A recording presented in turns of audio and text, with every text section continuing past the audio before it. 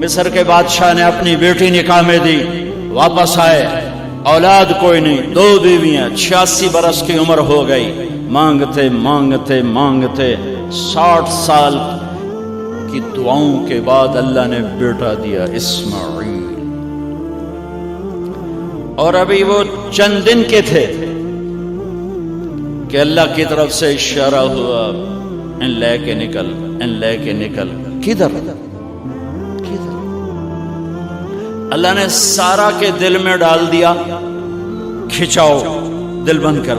سارا کہے بڑی بیٹی، انہوں میری اکھیاں تو دور کر، میرا دل کٹیندا ہے، انہوں اولاد ہوگی مینوں نہیں ہوئی، انہوں میری اکھیاں تو دور کر، میں نہیں ویکھ سکتی۔ انہوں نے سمجھا سوکن پنا ہے۔ جبریل آ گیا کہ اللہ تعالیٰ فرما رہے ہیں جیسے کہہ رہی ہے ویسے کرو، لے جاؤ۔ کہ اللہ کہاں لے جاؤں؟ کہاں جہاں ہم کہیں۔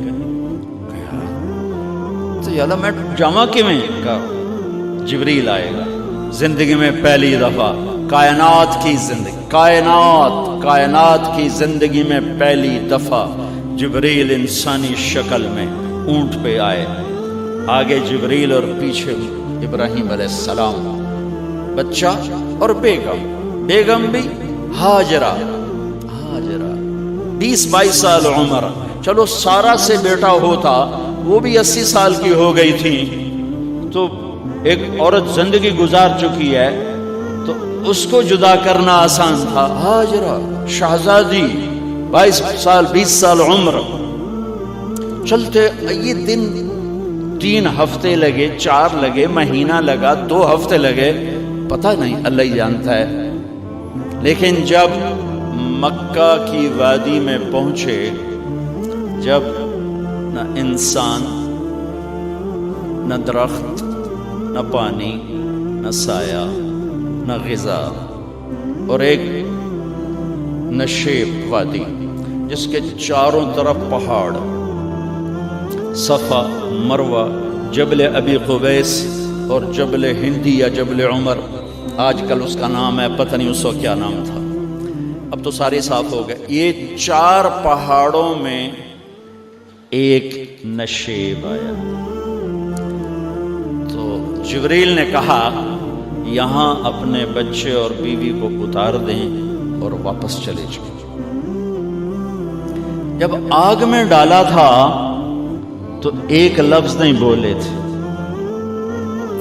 اور ایک طرف ہوا کا فرشتہ، ایک طرف پانی کا فرشتہ کہ ہم آپ کی مدد کریں، کہ اما الیک فلا، نہیں تمہاری ضرورت نہیں، اما الی اللہ فنعم، اللہ ویکھ رہا ہے، انہوں بچاونا ہو تو بچا لے سی، یہ ساڑنا ہو تو ساڑ دے سی، میں تہاڈی لوڑ بھی فرشتوں سے بھی بے نیاز ہوگی۔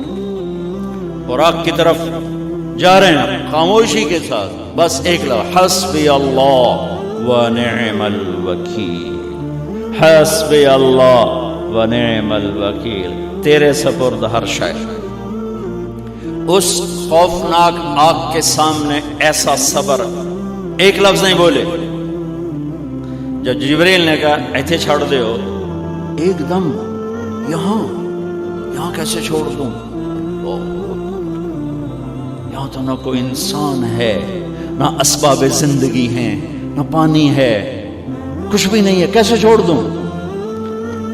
کہا آپ کے رب کا فرمان ہے یہیں چھوڑ، کہ اس بچے کی پشت سے آخری نبی تشریف لائیں گے اور اس وادی کو میں تشریف لائیں گے۔ اسلمت لرب العالمین، ٹھیک چھوڑ۔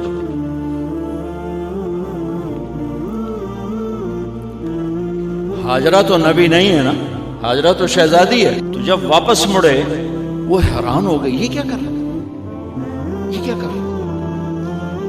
تو انہوں نے پوچھنا شروع کیا، اب کیا، یہ کیا، مجھے کیوں چھوڑ کے جا رہے ہو؟ امر، خاموش، جواب نہیں دینا۔ بچہ گود میں ہے، تصور کرو 4000 سال پہلے دا مکہ میں کیویں وکھائی، میں آپ نہیں ویکھ سکتا تو انہوں کیویں وکھائی؟ کالے پہاڑ، انسان نہیں، ہوا کی سنسناہٹ، دھوپ کی تپش، پہاڑ کی آگ، پتہ نہیں کون سا مہینہ تھا اللہ ہی جانے، اور وہ جاری ہیں ساتھ ساتھ. کیوں میرا قصور کی ہے، میں نے چھڑیا کیوں گئی، جاندہ کدے پہ ہیں، کوئی گل تو دس. چلتے چلتے کدئی پہنچے. کدئی کوئی 3 میل 3 میل. تو ہاجرہ کو خیال آیا یہ اللہ کے نبی ہیں، کوئی اتو نہ گل آئی ہوگی.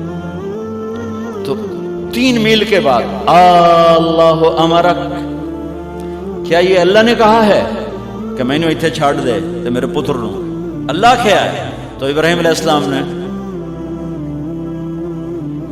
سر ہلا، اذن لن یضیعنا اللہ. ایک اور ہاجرہ نے جنم لیا. پہلے ایک ماں بن کے سوچ رہی تھی، بیوی بن کے سوچ رہی تھی، اب وہ ایک مومنہ بن کے سوچ ابھری، ایمان والی بن کے سوچ ابھری. اچھا جاؤ، جس رب نے کہا ہے وہ رب مجھے ضائع بھی نہیں کرے گا. میں جب تصور کرتا ہوں میری آنکھوں کے بند ٹوٹ جاتے ہیں کہ اس نے خامد کو جاتے ہوئے کیسے دیکھا ہوگا. پچھا پیکے تک کوئی نہیں جتنے اس جاتے بہ جاؤں، کوئی 4 بندے بھی کوئی نہیں، چلو پردیسی صحیح، عزت دا زمانہ آئی، ہر ایک دی بیٹی نو بیٹی سمجھا جاندہ آئی، پیچھے کوئی نہیں ہے. وہ اپنے خامد کو دیکھے جا رہی ہے اور وہ پیچھے مڑ کے دیکھنے کی ہمت نہیں فرما رہے ہیں. جب وہ چلتے چلتے پہاڑ کی چوٹی سے نیچے اترے، پھر وہ بوجھل قدموں سے واپس ہوئی. میں الفاظ کہاں سے لاؤں کہ اس چال میں درد دل میں ہوتا ہے. مجھے لگتا ہے ان کے روئے میں درد تھا. جن پتھروں پہ قدم رکھ رہی تھی وہ بھی رو رہے ہوں گے اس وقت. جو ہوا ٹکرا رہی ہوگی وہ بھی دھاڑے مارتے ہوئی گزرتی ہوگی. چمکتے سورج آگ برساتا ہے، وہ آنسو برسا رہا ہوگا اس وقت. اور ابراہیم جیسی ہستی، عزم کے پہاڑ، صبر کے پہاڑ، جب پہاڑ سے نیچے ہوئے تو ایک دم اونٹ سے چھلانگ لگا تھا. بیوی نے نہیں دکھایا. جب نیچے ہو گئے، بیگم غائب ہو گئی، پہاڑ سے نیچے اترے، پھر یوں منہ کر کے ہاتھ اٹھا، ربنا انی اسکنت من ذریتی بواد غیر ذی زرع عند بیتک المحرم. میرے رب تو میں نے امر کیتا ایتھے چھڑ اے جنگل، نہ بندہ نہ پرند، میں چھڑ کے اے جاندہ پیا. اسلمت لرب العالمین. ابراہیم علیہ السلام کی زندگی پیغام ہے. ہمیں بیوی بچے چھوڑنے کو نہیں کہہ رہا، ہمیں کہہ رہا ہے جھوٹ چھوڑو، فحاشی چھوڑو، بدماشی چھوڑو، بددیانتی چھوڑو، خیانت چھوڑو، شراب چھوڑو، بدکاری چھوڑو، جوا چھوڑو، ظلم چھوڑو. ہم سے یہ مطالبہ، چھوٹا جا مطالبہ ہے. ابراہیم کے آگے تو 2 بیویاں اور بیٹھی تھیں، ایک سارا، ایک مدین کی ماں، 2 بیویاں. فلسطین کی بستی آباد، سرسبز. ہاجرہ کے پاس کیا تھا؟ کالے پہاڑ، پانی بھی کوئی نہیں ہے. مجھے خیال آتا جب رات آئی ہوگی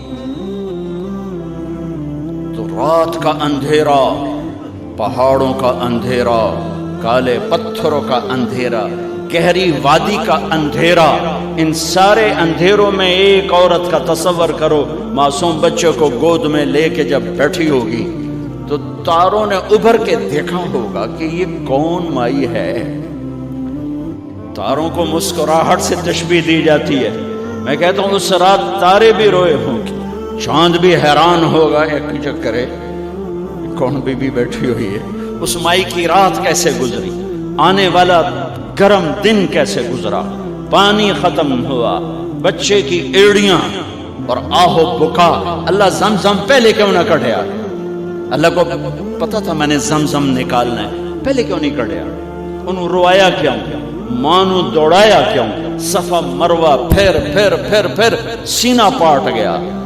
یہ میرے اللہ نے دنیا کو امتحان کی جگہ بنایا ہے۔ قل الف لام میم احسب الناس ان يتركوا ان يقولوا آمنا وهم لا يفتنون ولقد فتنا الذين من قبلهم فليعلمن الله الذين صدقوا وليعلمن الكاذبين۔ میں تمہیں تسی کلمہ پڑھا ہے نا میرا، اب میں امتحان لوں گا۔ تسی پہلی تو دوئی چ نہیں جاون دین دیو جب تے امتحان پاس نہ کرے۔ پہلی تو دوئی بھی کوئی کلاس ہوندی نہیں، نہیں امتحان دیو امتحان دیو، پاس ہو گئے چلو ہن دوئی بہاؤ، نہیں پچھا لے جاؤ۔ ہے میرا اللہ کہتا تمہیں جنت دینی ہے، اپنی رضا دینی ہے، تھوڑا تو مینوں کھڑکاون دیو، کچھ تو میں کھڑکاواں گا، لیکن اوئے ہائے اتنا نہیں۔ جب میں صفا مروہ چلتا ہوں تو مجھے اماں ہاجرہ کا خیال آتا ہے کہ ہم تو گیلری میں چل رہے ہیں بڑے آرام سے، وہ تو ایک پہاڑ پہ چڑھتی اترتی، دوسرے پہ چڑھتی اترتی، انہیں پتا تھا اللہ کی قسم کوئی انسان نہیں، لیکن بچے کو تڑپنا دیکھ نہیں رہی ماں، دیکھنے کی جرت نہیں ہے۔